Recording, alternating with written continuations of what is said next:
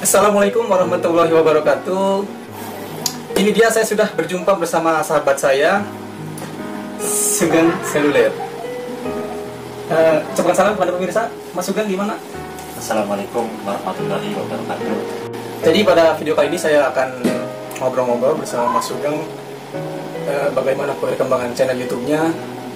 Dia mau bercerita dari nol sampai sekarang untuk bisa memotivasi saya dan semua kawan-kawan YouTuber pemula. Jadi boleh saya nggak bertanya-tanya bagaimana awal Anda? Oh ya, pertama-tama saya ingin menanyakan jumlah subscriber Anda sekarang itu berapa? Untuk sekarang ini jumlah subscriber saya itu 4.500 lebih. Wow, 4.500 teman-teman. Dulu dia telah mengajar saya, cuman saya menganggap itu sepele. Dan akhirnya sekarang dia berhasil, saya baru memulai. Untuk penghasilannya bisa nggak dikasih tahu ke teman-teman biar menjadi penyemangat itu? Sudah punya penghasilan berapa Mas Sugeng tiap bulan? Kita sambil ngerokok aja ya, nggak apa-apa ya. Sistem YouTube itu dibayar tergantung viewer kita ya, teman-teman. Tergantung penonton maksudnya. Jika penonton kita makin banyak, penghasilan kita semakin besar. Jadi setiap bulan kadang naik, kadang juga turun. Waktu bulan kemarin penghasilan YouTube saya menghasilkan sekitar 8 juta lebih, dan untuk bulan sekarang agak menurun ya, sekitar 3 jutaan, mungkin lagi sepi ya teman-teman. Jadi seperti itu sistemnya, tergantung viewer kita. Yang membuat gaji kita besar itu dari penonton. Bisa cerita nggak bagaimana Anda bisa lari, bisa terjun ke YouTube dari sebelum YouTube itu? Bagaimana ceritanya? Bagaimana Anda bisa punya pikiran saya mau lari ke YouTube, dan sampai sekarang berhasil? Bagi saya ini sudah berhasil ya, karena bagi orang-orang biasa seperti kami mendapatkan tadi berapa juta subscriber? Berapa ratus ribu? 4.500 subscriber itu bagi orang-orang biasa seperti saya dan YouTuber itu sudah sangat luar biasa.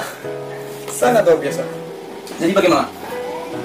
Jadi ceritakan pengalaman Anda dari sebelum menjadi YouTuber itu, kok bisa Anda punya pikiran saya ingin menjadi content creator dan bisa berhasil sampai sekarang. Itu motivasinya itu seperti apa?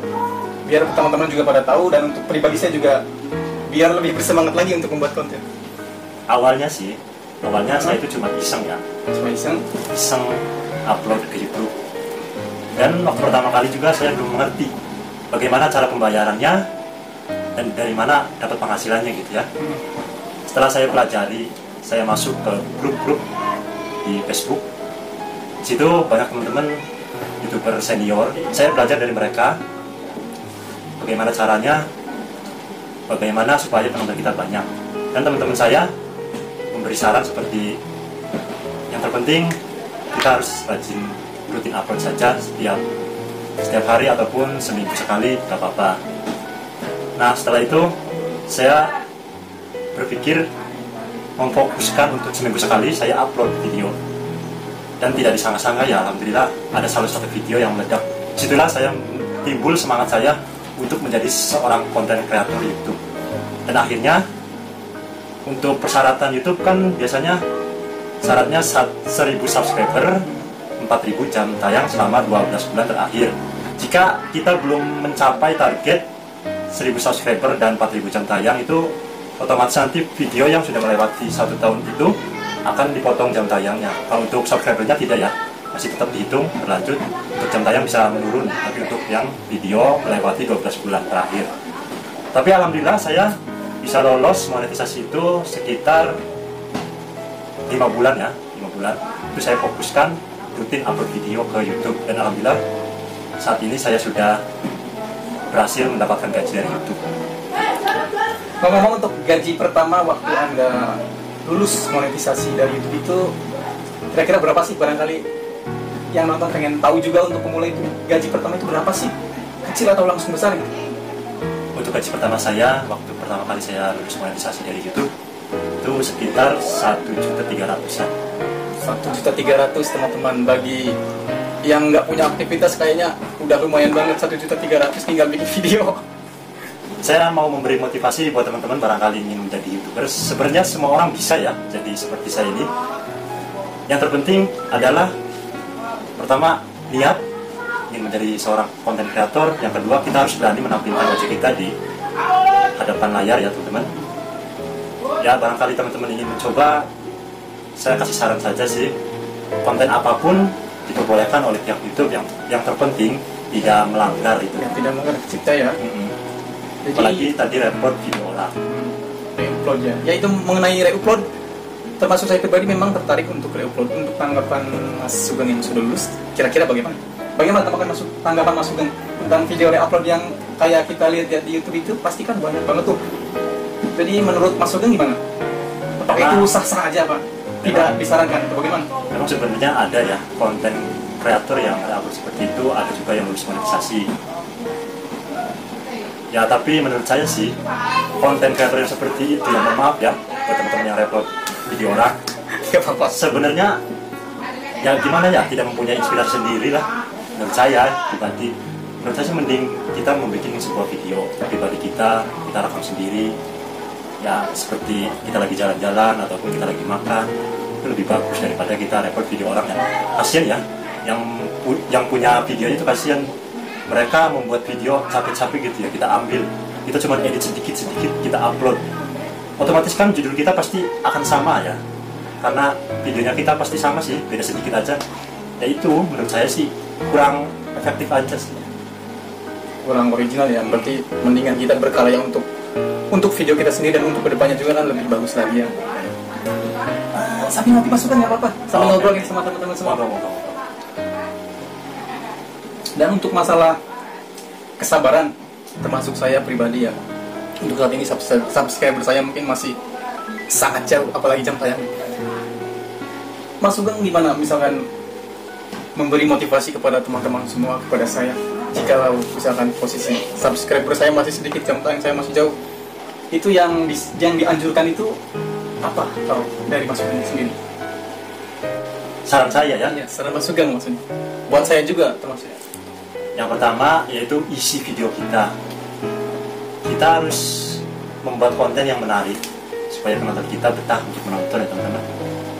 Contoh video saya ini tentang, kebanyakan isinya tentang tutorial servis HP. Ya otomatis pasti banyak orang lah yang mencari-cari bagaimana cara memperbaiki HP yang mati total ataupun tidak bisa dicas ataupun lupa pola. Nah seperti itu ya contohnya. Kalau ingin membuat video yang lain barangkali tentang hiburan ataupun lawakan atau jalan-jalan itu nggak apa-apa.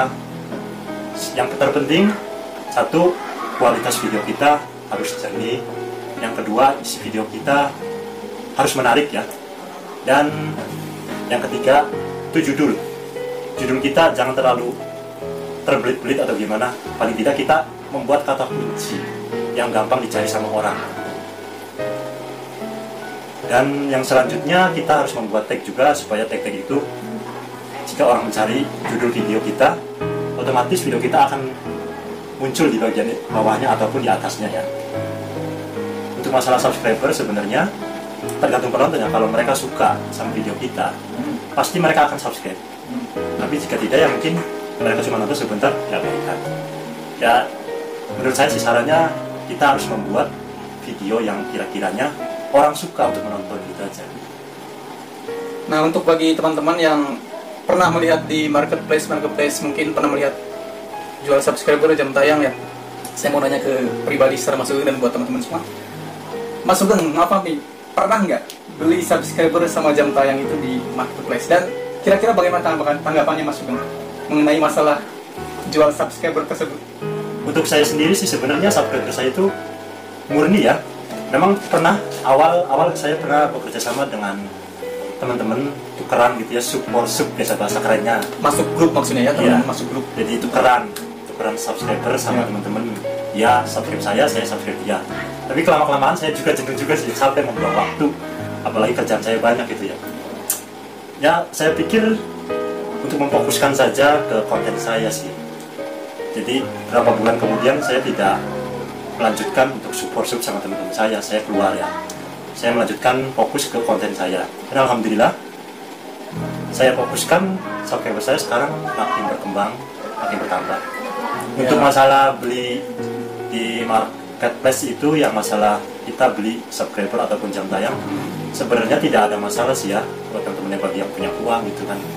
Untuk saya sendiri sih ya lumayan lah ya, karena harga untuk 1000 subscriber itu nggak sedikit sih, kadang-kadang ada yang menjual harga 800.000 sampai 1 juta, apalagi kadang ada yang lebih juga itu. Menurut saya sih sayang, mendingan buat modal yang lain. Saran saya sih mendingan kita fokus aja ke video kita dan konten kita diperbaiki lebih bagus lagi, lebih menarik. Untuk masalah tadi ya silakan sih kalau teman-teman ingin mencoba jalan pintas ya, terkadang itu juga bisa mendeteksi. Nah itu yang jadi pertanyaan, maksud saya itu kalau misalkan beli subscriber sama jam tayang itu apa nggak ketahuan sama pihak YouTube? Kalaupun misalkan ya lolos, mungkin saya juga beli.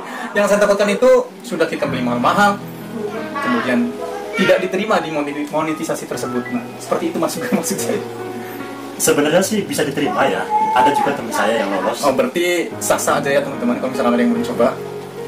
Cuman ada plus minusnya teman-teman. Plus minusnya. Jadi plusnya itu kita cepet ya untuk mendaftar, karena tadi syaratnya 1000 subscriber 4000 jam tayang. Itu kan lebih cepet, targetnya kita langsung sampai belum 12 bulan terakhir. Minusnya itu, ya. Minusnya teman-teman. Apa itu? Minusnya karena subscriber kita itu kan ibaratnya bukan manusia asli ya. Seperti ibarat kita syuting pakai komputer gitu ya teman-teman. Jadi pakai buat apa tool, pakai aplikasi software ya. Itu otomatis nanti kalau kita sudah lulus, video kita itu akan sepi penonton. Jadi minusnya seperti itu. Kita bisa lolos, tapi nanti kedepannya video kita sepi karena si subscriber itu bukan asli orang. Beda dengan subscriber kita asli murni dari orang yang nonton langsung subscribe. Nanti kan mereka kalau kita upload otomatis ada pemberitahuan. Nah seperti itu. Subscriber mati ya, seperti kayak gitu. Jadi ya ruginya ya sama kita sendiri sebenarnya udah beli. Ya memang tadi bisa lolos tapi kan kita tetap rugi. Ya, Perkembangan channel kita nanti lama lah. Jarang orang-orang yang bisa bersabar sampai ngomong kira berapa tahun dari 0 sampai sekarang itu. Perjuangan saya menjadi kreator YouTube itu kurang lebihnya ada 2 tahun. Waktu pertama iseng-iseng itu saya abaikan ya, saya sempat berhenti mengupload video. Tapi setelah tahun kedua saya memfokuskan, alhamdulillah 5 bulan saya lulus menjadi content creator. Seperti itu buat pengalaman teman-teman semua yang sekarang masih berjalan ya, belum ke tahapan monetisasi, mungkin bisa jadi motivasi semua. Ngomong-ngomong Mas Sugeng, kira-kira kapan Mas Sugeng mau membeli ruko yang kemarin rencanakan? Ya insya Allah secepatnya ya. Dia udah mau beli ruko teman-teman. Hasil dari nge-YouTube ini benar-benar menjadi motivasi banget buat kalian semua, buat saya. Dia udah mau beli ruko buat usaha servisnya dan untuk perkembangan kreatornya. Ini sungguh-sungguh luar biasa. Oke teman-teman, kalau misalkan ada yang kurang paham, kalian bisa tanya di komentar. Jangan lupa like, subscribe, dan sampai jumpa lagi. Terima kasih. Oke, saya sambung sedikit ya teman-teman. Ya, jangan lupa juga subscribe channel saya ya. Sugeng Seluler. Assalamualaikum warahmatullahi wabarakatuh. Waalaikumsalam warahmatullahi wabarakatuh.